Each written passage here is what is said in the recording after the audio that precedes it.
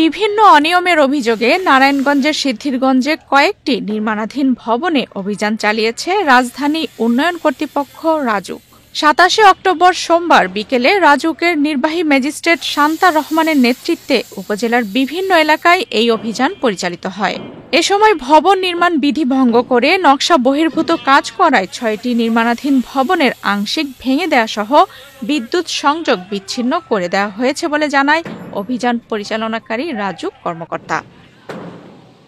Extreme মশার coil plant fibre দিয়ে তৈরি, তাই সহজে ভাঙে না, সুগন্ধিযুক্ত ও নিরবিচ্ছিন্নভাবে জ্বলে। ডেঙ্গু, চিকুনগুনিয়া বাহি সহ যে কোনো মশার বিরুদ্ধে দেয় এক্সট্রিম সুরক্ষা।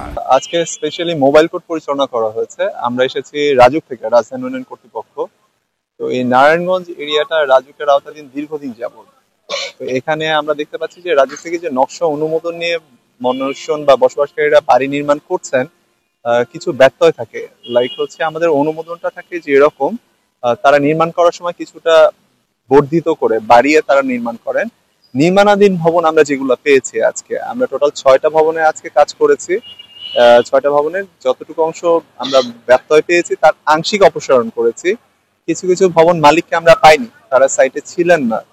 আমরা তাদের প্রতিনিধি যারা আছে তাদের সাথে কথা বলেছি, তাদেরকে আমরা বুঝিয়েছি যে রাজুকের অনুমোদিত নকশা অনুযায়ী করতে হবে। কিছু ভবনের আমরা বৈদ্যুতিক মিটার সংযোগ বিচ্ছিন্ন করে দিয়েছি, বা যেখানে একটা সংযোগই পেয়েছি বা নিচে দোকানপাট আছে আমরা সেইগুলো মিটারগুলো বিচ্ছিন্ন করিনি। যে তারা সংশোধন করবেন, আমাদেরকে জানাবেন, পরবর্তীতে তাদেরকে আমরা বৈদ্যুতিক মিটারটা দিয়ে দিব, যাতে তারা এই ভবনটা পরবর্তীতে ব্যবহার করতে পারেন। এটাই হচ্ছে মূল উদ্দেশ্য আজকে। না, আজ কোনো জরিমানা করা হয়নি। আর আমরা আজকে টোটাল 6টা বিল্ডিং এ কাজ করেছি।